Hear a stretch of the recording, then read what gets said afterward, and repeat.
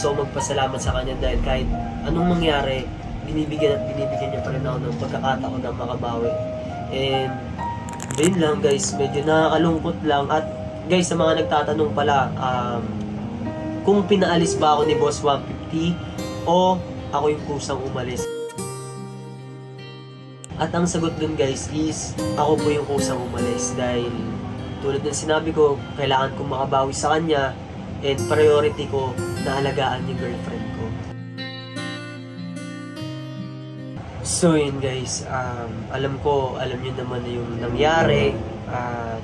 Aminado naman ako guys na sobrang masakit sa akin dahil syempre alam ko may pinagsamaan naman talaga kami ni Sob at sobrang tagal din talaga namin nagsama, pero ngayon lang din talaga kami magkakahiwalay. Kaya sobrang sakit sa akin na magdesisyon na sumama kay AJ na kaming dalawa. Pero hindi ko sinasabing masakit na sumama sa kanya, pero syempre alam ko sobrang dami kong pagkukulang sa kanya at kailangan kong bumawi sa kanya dahil syempre hindi rin naman madali yung pinagdaanan ng girlfriend ko guys, dahil syempre itong girlfriend ko gusto ko magpasalamat sa kanya dahil kahit anong mangyari, binibigyan niya pa rin ako ng pagkakataon na makabawi.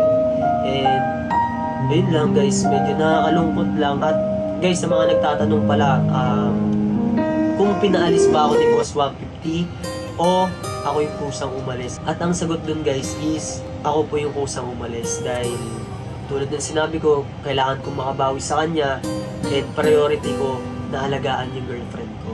And sana sa lahat ng JRS fam dyan, sana hindi kayo magsawang suportahan kami kahit wala na kami sa bootcamp. Pero guys, wala kami sa camp, na kila AJ lang kami, or hindi ko pa alam guys kung saan ako titira. Pero kasi pati pa rin kami ng grupo guys, pero dito lang muna kami magstay kasi ako po hindi pwedeng magstay para kay Boss Ares. Hindi po ako papayagan ng magulang ko, kaya si Boss Ares na lang po ang nagdesisyon na siya na lang yung lumipat dito. At para may time din kami para sa isa't isa kasi guys, dun po kami nagkakaroon ng problema. Kaya alam niyo na, basta yung issue dati, hindi ko na ibabalik yun. At masasabihin ko lang sa'yo, love, hindi kita iiwan, hindi kita pababayaan.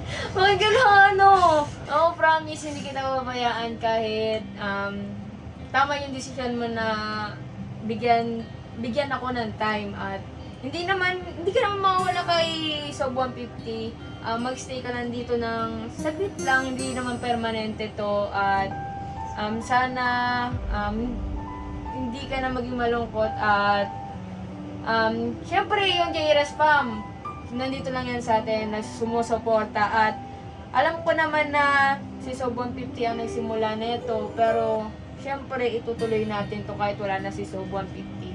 Ayan, mag-grow tayo parehas kahit wala si Sob 150. At kay Sob 150, maraming salamat sa pagpayag mo kay Boss Ares na magstay muna dito nakasama si Kuya. Ayan, maraming salamat po sa mga binigay nyong tiwala sa aming dalawa. At hindi po namin sasayangin tong tiwala nyo na binigay sa aming dalawa, at patuloy namin mamahalin isa't isa. At ayun, sana huwag ka na malungkot dahil magiging masaya kung nakasama ako. At yun, sana huwag ka na malungkot, yun lang. so yun guys, syempre bago matapos din to, gusto ko muna din humingi ng salamat kay Boss 150 dahil kung hindi dahil sa'yo boss, wala ako sa kinalalagyan ko ngayon. Dahil kung hindi dahil sa'yo, ikaw ang boss, idol, superhero ng buhay ko. Dahil alam mo yan, na ikaw since day one, kung hindi dahil sa'yo, wala talaga ako dito. Legit yan guys, dahil si Boss 150, talagang hindi ako pinabayaan yan kahit nung wala ako. Pero ngayon na nandito, kasama ko yun yung girlfriend ko. Boss, saludo ako sa'yo, mahal na mahal kita. At syempre, alam ko, hindi naman talaga tayo totally nagkahiwalay. Magkaiba lang tayo ng lugar, pero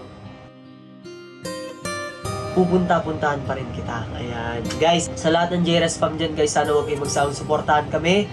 At syempre, kung na-miss nyo yung It's JRS Time, syempre, at pusuan nyo na yan, guys. At so, Maraming salamat. let's go.